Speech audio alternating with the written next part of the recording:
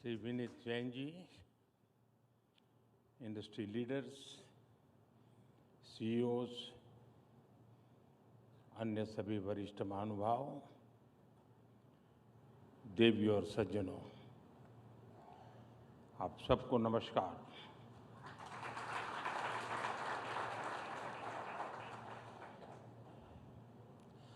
Last time जब मैं ET summit में आया था तो चुनाव होने ही वाले थे और उस समय मैंने आपके बीच पूरी विनम्रता से कहा था कि हमारे तीसरे टर्म में भारत एक नई स्पीड से काम करेगा।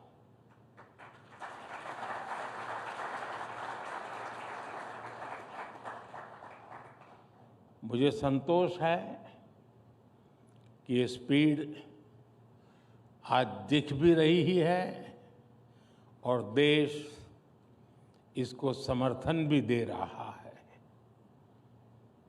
नई सरकार बनने के बाद देश के अनेक राज्यों में बीजेपी एनडीए को जनता का आशीर्वाद लगातार मिल रहा है। जून में ओडिशा के लोगों ने विकसित भारत के संकल्प को गति दी, फिर हरियाणा के लोगों ने समर्थन किया और अब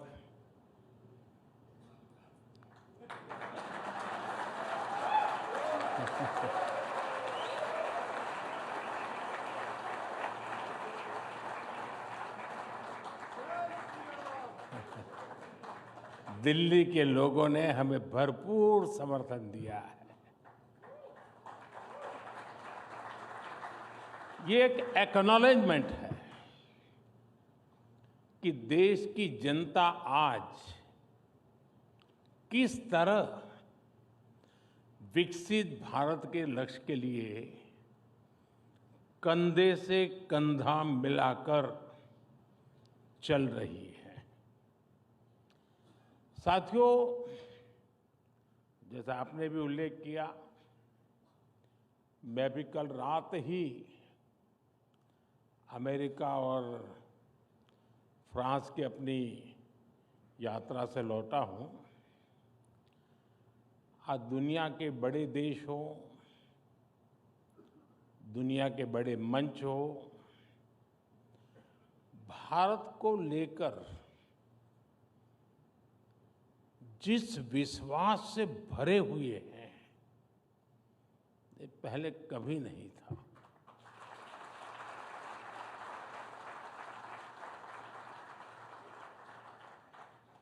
ये पेरिस में एआई एक्शन समिट के दौरान हुए डिस्कशन में भी रिफ्लेक्ट हुआ है। आज भारत ग्लोबल फ्यूचर से जुड़े विमर्श के सेंटर में है और कुछ चीजों में उसे लीड भी कर रहा है। मैं कभी-कभी सोचता हूं, अगर 2014 में देशवासियों ने हमें आशीर्वाद न दिए होते, अब आप भी सोचिए,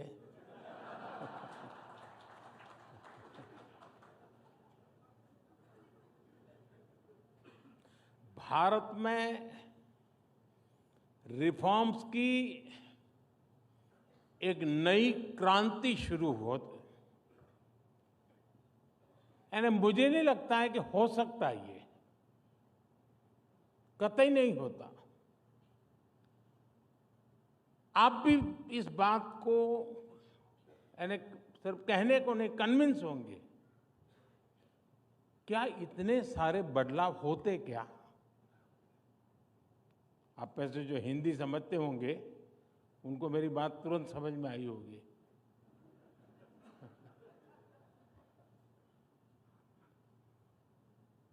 देश तो पहले भी चल रहा था। कांग्रेस स्पीड ऑफ डेवलपमेंट और कांग्रेस स्पीड ऑफ करप्शन, ये दोनों चीजें देश देख रहा था। अगर वही जारी रहता तो क्या होता। देश का एक अहम टाइम पीरियड बर्बाद हो जाता। 2014 में तो कांग्रेस सरकार ये लक्ष्य लेकर चल रही थी कि 2044, यानी 2014 में वो सोचते थे और उनका डिक्लेयर्ड टारगेट था कि 2044 तक भारत को 11th से 3rd लार्जेस्ट इकोनॉमी बनाएंगे। 2044,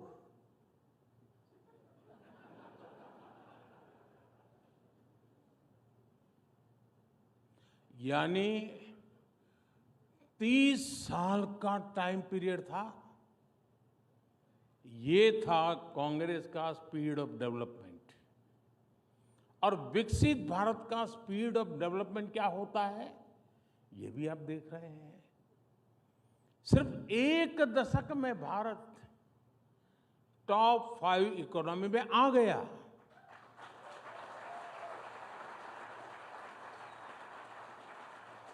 और साथियों, मैं पूरी जिम्मेवारी से कह रहा हूं, अब अगले कुछ सालों में ही आप भारत को दुनिया की 3rd लार्जेस्ट इकोनॉमी बनते देखेंगे।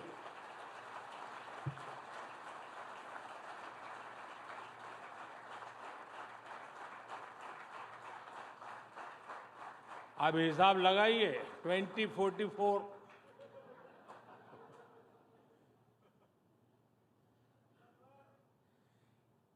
एक युवा देश को यही स्पीड चाहिए। और आज इसी स्पीड से भारत चल रहा है। साथियों, पहले की सरकारें रिफॉर्म से बचती रही, और ये बात भूलना नहीं चाहिए। ये ईटी वाले भुला देते हैं, नहीं मैं याद कराता हूं। जिस रिफॉर्म के गाजे बाजे हो रहे हैं ना, वो बिकॉज ऑफ कंपल्सन था, कन्विक्शन से नहीं था।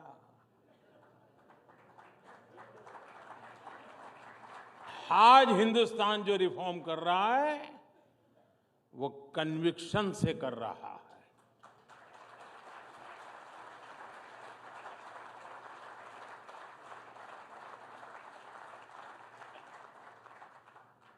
उनमें एक सोच रही, अब कौन इतनी मेहनत करे, रिफॉर्म की क्या जरूरत है, अब लोगों ने बिठाया है, मौज करो यार, 5 साल निकाल दो, चुनाव आएगा तब देखेंगे। अक्सर इस बात की चर्चा ही नहीं होती थी कि बड़े रिफॉर्म से देश में कितना कुछ बदल सकता है। आप व्यापार जगत के लोग हैं, सिर्फ हिसाब किताब आंकड़े नहीं लगाते, आप अपनी स्ट्रेटेजी को रिव्यू करते हैं, पुरानी पद्धतियों को छोड़ते हैं, एक समय में कितने ही लाभकारक रही हो उसको भी छोड़ते हैं आप। जो काल बाह्य हो जाता है उसका बोझ उठाकर कोई उद्योग चलता नहीं है जी, उसे छोड़ता ही है। आमतौर पर भारत में, जहां तक सरकारों की बात है, गुलामी के बोझ में जीने की एक आदत पड़ चुकी थी। इसलिए आजादी के बाद भी अंग्रेजों के जमाने की चीजों को ढोया जाता रहा। अब हम लोग आमतौर पर बोलते भी हैं, सुनते भी हैं, और कभी कभी तो लगता है कि ये जैसे कोई बड़ा महत्वपूर्ण मंत्र है, बड़ा श्रद्धापूर्ण मंत्र है, ऐसे बोलते हैं, justice delayed is justice denied. ऐसी बातें हम लंबे समय तक सुनते रहे, लेकिन इसको ठीक कैसे किया जाए, इस पर काम नहीं हुआ। समय के साथ हम इन चीजों के इतने आदी हो गए कि बदलाव को नोटिस ही नहीं कर पाते। और हमारे यहां तो एक ऐसा इकोसिस्टम भी है, कुछ साथी यहां भी बैठे होंगे, जो अच्छी चीजों के बारे में चर्चा होने ही नहीं देते।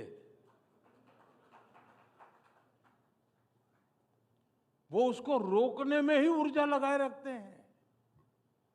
जबकि लोकतंत्र में अच्छी चीजों पर भी चर्चा होना, मंथन होते रहना, ये भी लोकतंत्र की मजबूती के लिए उतना ही जरूरी है।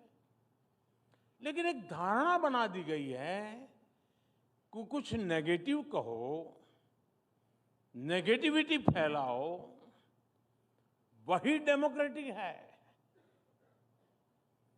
अगर पॉजिटिव बातें होती हैं तो डेमोक्रेसी को कमजोर करार कर दिया जाता है। इस मानसिकता से बाहर आना बहुत जरूरी है।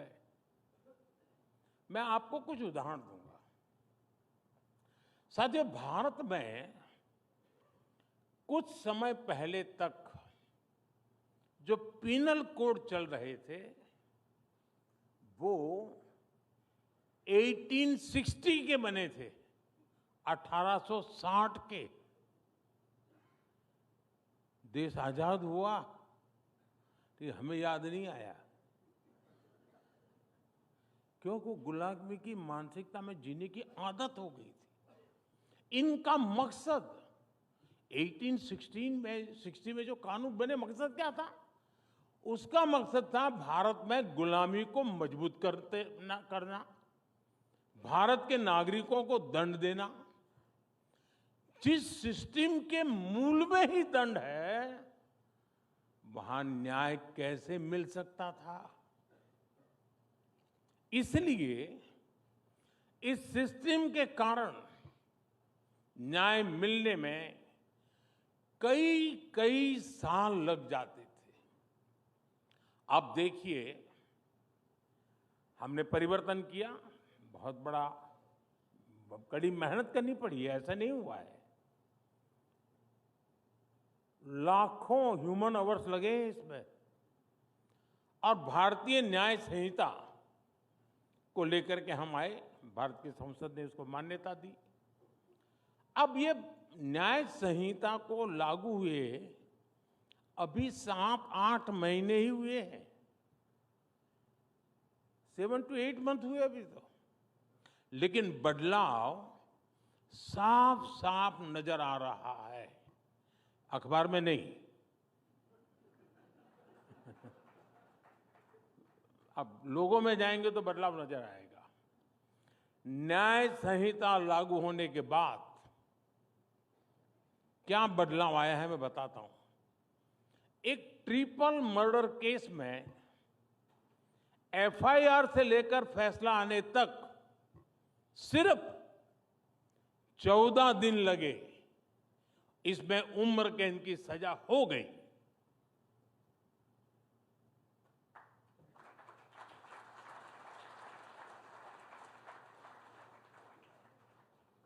एक स्थान पर एक नाबालिग की हत्या के केस को 20 दिन में अंतिम परिणाम तक पहुंचाया गया। गुजरात में गैंगरेप के एक मामले में 9 अक्टूबर को केस दर्ज हुआ। 26 अक्टूबर को चार्जशीट भी दाखिल हो गई और आज 15 फरवरी को ही कोर्ट ने आरोपियों को दोषी करार दे दिया।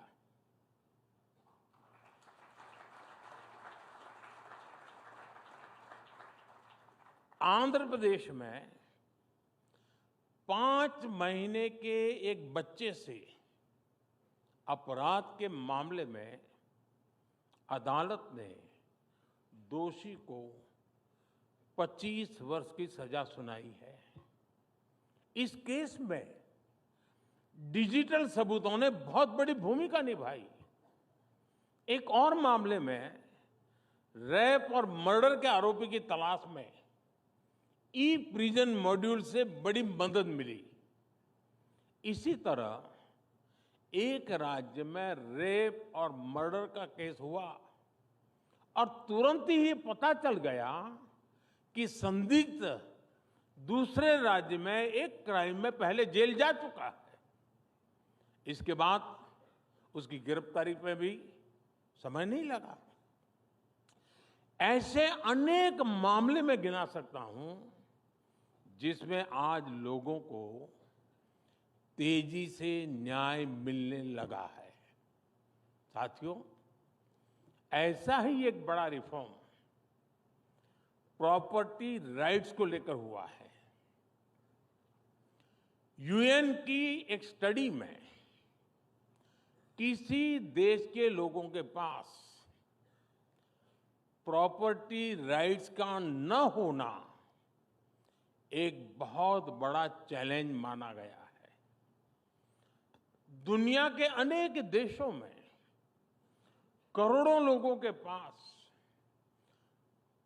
प्रॉपर्टी के कानूनी दस्तावेज नहीं है, जबकि लोगों के पास प्रॉपर्टी राइट्स होने से गरीबी कम करने में मदद मिलती है।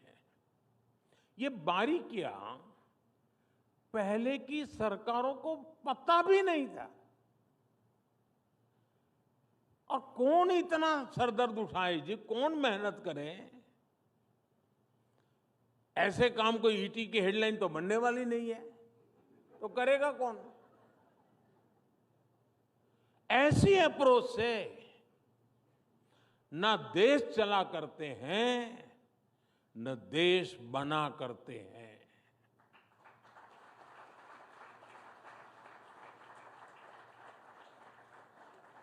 और इसलिए हमने स्वामित्व योजना की शुरुआत की।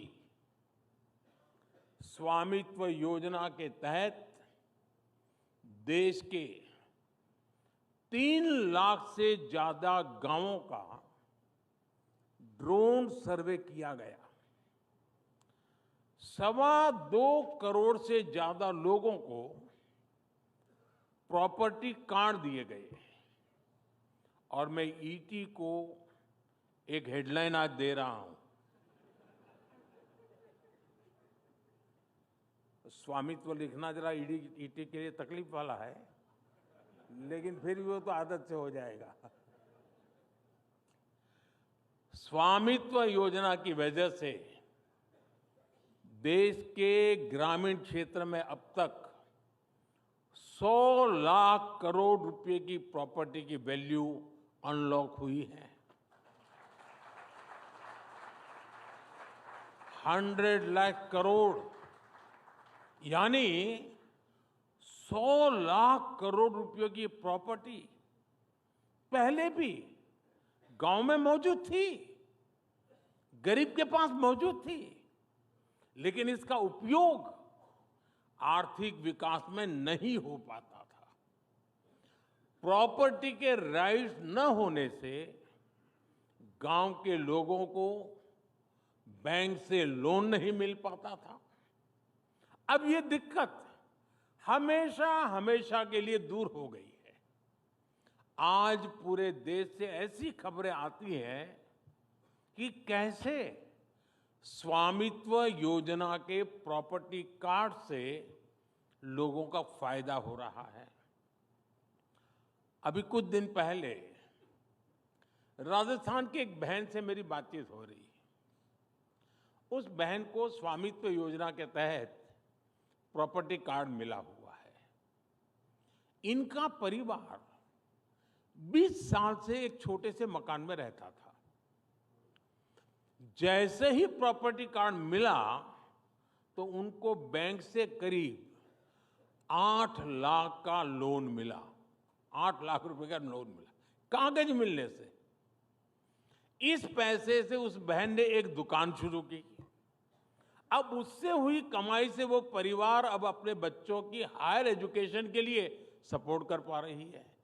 एंड अब देखिए कैसे बदलाव आता है।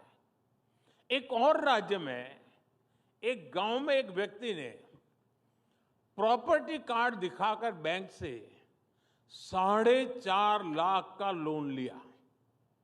उस लोन से उसने एक गाड़ी खरीदी और ट्रांसपोर्टेशन का काम उसने शुरू कर दिया। एक और गांव में एक व्यक्ति ने प्रॉपर्टी कार्ड पर लोन लेकर अपने खेत में मॉडर्न इरिगेशन फैसिलिटी तैयार करवाई। ऐसे ही कई उदाहरण हैं जिनसे गांवों में गरीबों को कमाई के नए रास्ते। हमारे देश में अनेकों ऐसे जिले थे जहां सरकारें विकास नहीं पहुंचा पाई और ये उनके गवर्नेंस की कमी थी। बजट तो होता था, डिक्लेयर भी होता था, सेंसस के रिपोर्ट भी छपते थे, ऊपर गया कि नीचे गया। करना ये चाहिए था कि इन जिलों पर खास फोकस करते, लेकिन इन जिलों को पिछड़े जिले, बैकवर्ड डिस्ट्रिक्ट, इसका लेबल लगाकर उन जिलों को अपने हाल पर छोड़ दिया। इन जिलों को कोई हाथ लगाने को तैयार नहीं होता था।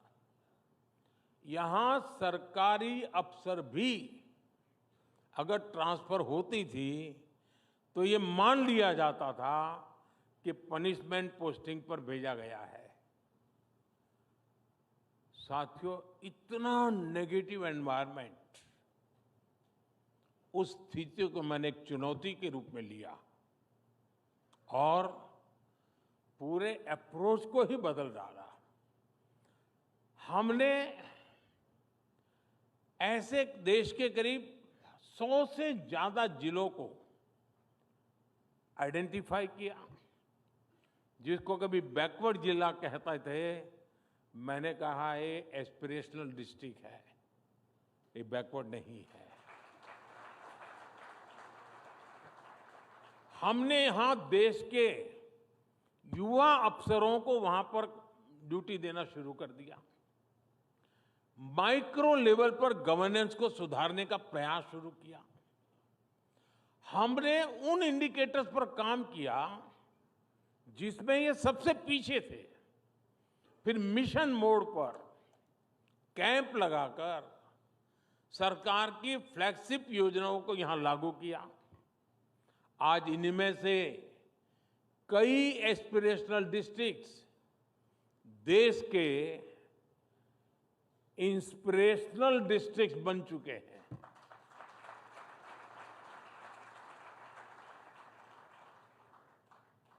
साल 2018 में, 2018 में असम के, मैं उन जो एस्पिरेशनल डिस्ट्रिक्ट जिसको मैं कहता हूं, जिसको पहले की सरकार बैकवर्ड कहती थी, मैं उनका ही जिक्र करना चाहता हूं। असम के बारपेटा जिले में सिर्फ 26% एलिमेंट्री स्कूलों में ही सही स्टूडेंट टू टीचर्स रेशियो था। ओनली 26%। आज उस डिस्ट्रिक्ट में 100% स्कूलों में स्टूडेंट टीचर रेशियो आवश्यकता के अनुसार हो गया। बिहार के बेगूसराय जिले में सप्लीमेंट्री न्यूट्रिशन लेने वाली गर्भवती महिलाओं की संख्या ओनली 21% थी। बजट नहीं था, ऐसा नहीं था, बजट तो था, ओनली 21%। उसी प्रकार से यूपी के चंदौली जिले में ये 14% थी। आज दोनों जिलों में ये 100% हो चुकी है।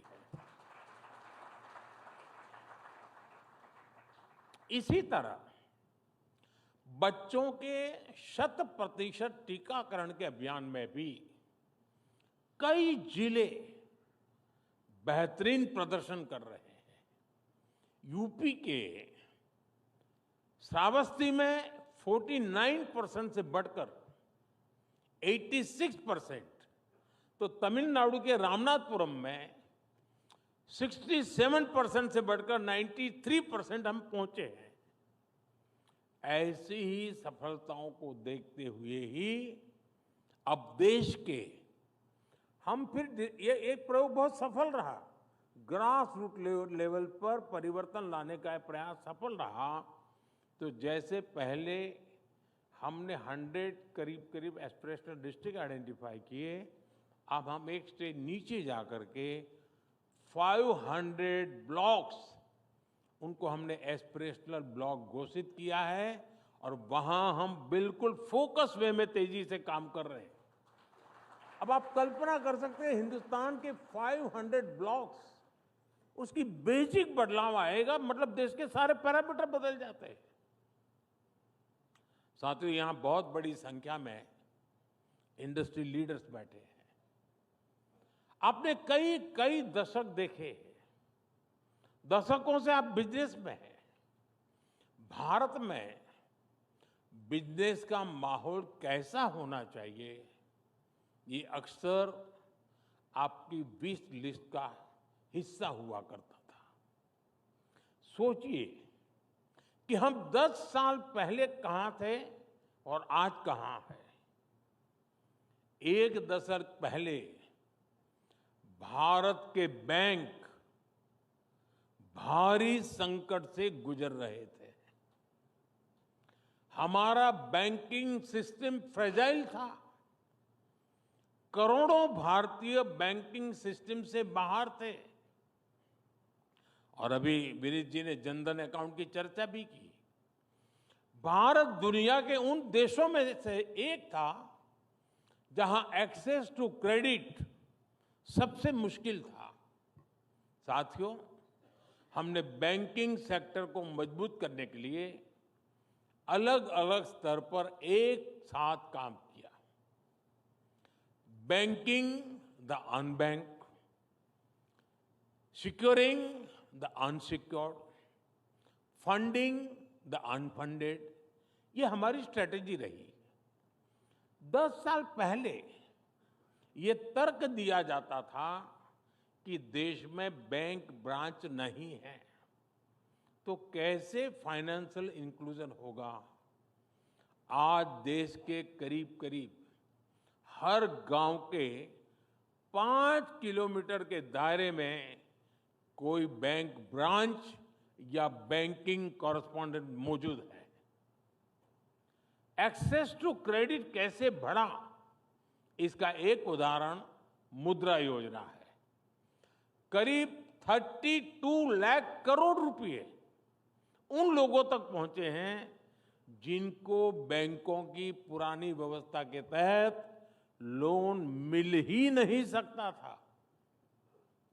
ये कितना बड़ा परिवर्तन हुआ है। एमएसएमईज के लिए लोन मिलना आज बहुत आसान हुआ है। आज रेहड़ी पटरी ठेले वालों तक को हमने आसान लोन से जोड़ा है। किसानों को मिलने वाला लोन भी 2 गुने से अधिक किया है। हम बहुत बड़ी संख्या में लोन दे रहे हैं, बड़े अमाउंट में लोन दे रहे हैं, और साथ ही हमारे बैंकों का प्रॉफिट भी बढ़ रहा है।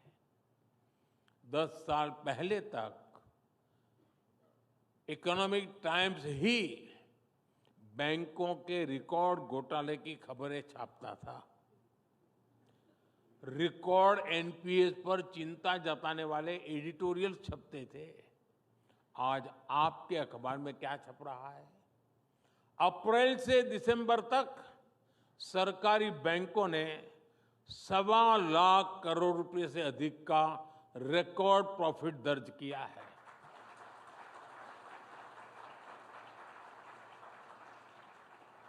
साथियों, ये सिर्फ हेडलाइंस नहीं बदली है, ये सिस्टम बदला है, जिसके मूल में हमारे बैंकिंग रिफॉर्म्स है। ये दिखाता है कि हमारी इकोनॉमी के पिलर्स कितने मजबूत हो रहे हैं। साथियों, बीते दशक में हमने फियर ऑफ बिजनेस को ईज ऑफ डूइंग बिजनेस में बदला है। जीएसटी के कारण देश में जो सिंगल लार्ज मार्केट की व्यवस्था बनी है, उससे भी इंडस्ट्री को बहुत फायदा मिल रहा है। बीते दशक में इंफ्रास्ट्रक्चर में भी अभूतपूर्व विकास हुआ है। इससे देश में लॉजिस्टिक कॉस्ट घट रही है, एफिशिएंसी बढ़ रही है। हमने सैकड़ों कंप्लायंसेस खत्म किए और अब जन विश्वास 2.0 से और भी कंप्लायंसेस को कम कर रहे हैं। समाज में, और ये मेरा कन्विक्शन है, सरकार का दखल और कम हो, इसके लिए सरकार एक डीरेगुलेशन कमीशन भी बनाने जा रही है।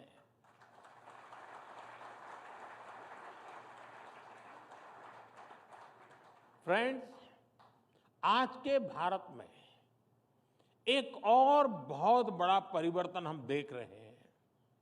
ये परिवर्तन फ्यूचर की तैयारी से जुड़ा है। जब दुनिया में पहली औद्योगिक क्रांति शुरू हुई, तो भारत में गुलामी की जकड़न मजबूत होती जा रही थी। दूसरी औद्योगिक क्रांति के दौरान जहां दुनिया में नए नए इन्वेंशंस, नई फैक्ट्रियां लग रही थी, तब भारत में लोकल इंडस्ट्री को नष्ट किया जा रहा था। भारत से रॉ मटेरियल बाहर ले जाया जा रहा था। आजादी के बाद भी स्थितियां ज्यादा नहीं बदली। जब दुनिया कंप्यूटर क्रांति की तरफ बढ़ रही थी, तब भारत में कंप्यूटर खरीदने के लिए भी लाइसेंस लेना पड़ता था। पहली 3 औद्योगिक क्रांतियों का उतना लाभ भले ही भारत नहीं ले पाया, लेकिन चौथी औद्योगिक क्रांति में भारत दुनिया के साथ कदम से कदम मिलाने के लिए तैयार है।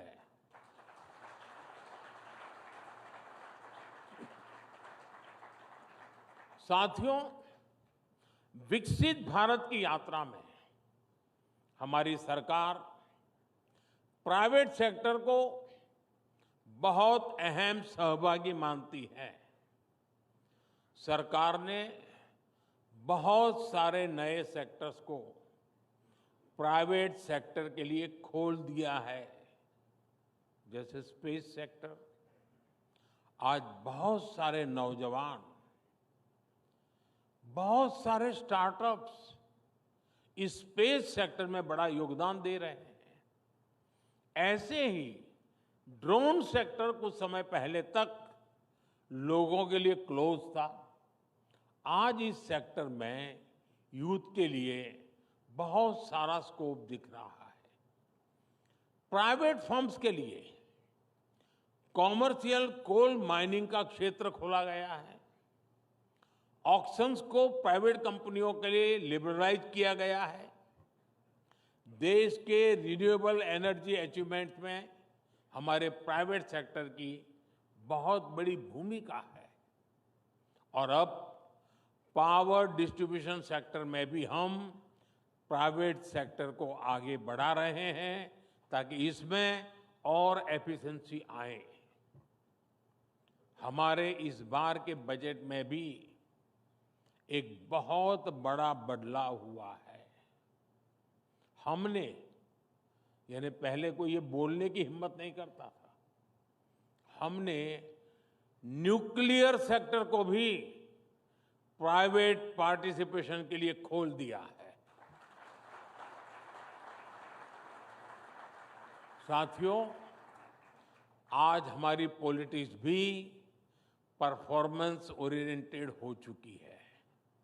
अब भारत की जनता ने दो टूक कह दिया है, टिकेगा वही जो जमीन से जुड़ा रहेगा, जमीन पर रिजल्ट लाकर दिखाएगा। सरकार को लोगों की समस्याओं के प्रति संवेदनशील होना बहुत जरूरी है, उसकी पहली आवश्यकता है। हमसे पहले जिन पर पॉलिसी मेकिंग का जिम्मा था, उनमें संवेदनशीलता शायद बहुत आखिर में नजर आती थी, इच्छा शक्ति भी बहुत आखिर में नजर आती थी। हमारी सरकार ने संवेदनशीलता के साथ लोगों की समस्याओं को समझा, जोश और जुनून के साथ उन्हें सुलझाने के लिए जरूरी कदम उठाए। आज दुनिया की तमाम स्टडीज बताती है कि बीते दशक में जो बेसिक सुविधाएं देशवासियों को मिली है, जिस तरह वो एम्पावर हुए हैं, उसके कारण ही सिर्फ 10 साल में 25 करोड़ भारतीय गरीबी से बाहर निकल आए हैं। इतना बड़ा वर्ग नियो मिडिल क्लास का हिस्सा बन गया। ये नियो मिडिल क्लास अब अपनी पहला टू व्हीलर, अपनी पहली कार, अपना पहला घर खरीदने के सपने देख रहा है। मिडिल क्लास को सपोर्ट करने के लिए इस वर्ष के बजट में भी हमने जीरो टैक्स की सीमा को 7 लाख से बढ़ाकर 12 लाख किया है।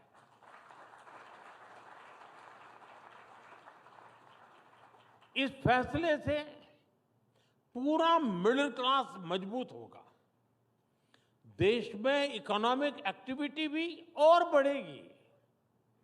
ये प्रोएक्टिव सरकार के साथ ही एक सेंसिटिव सरकार की वजह से ही संभव हो पाया। साथियों, विकसित भारत की असली नींव विश्वास है, ट्रस्ट है।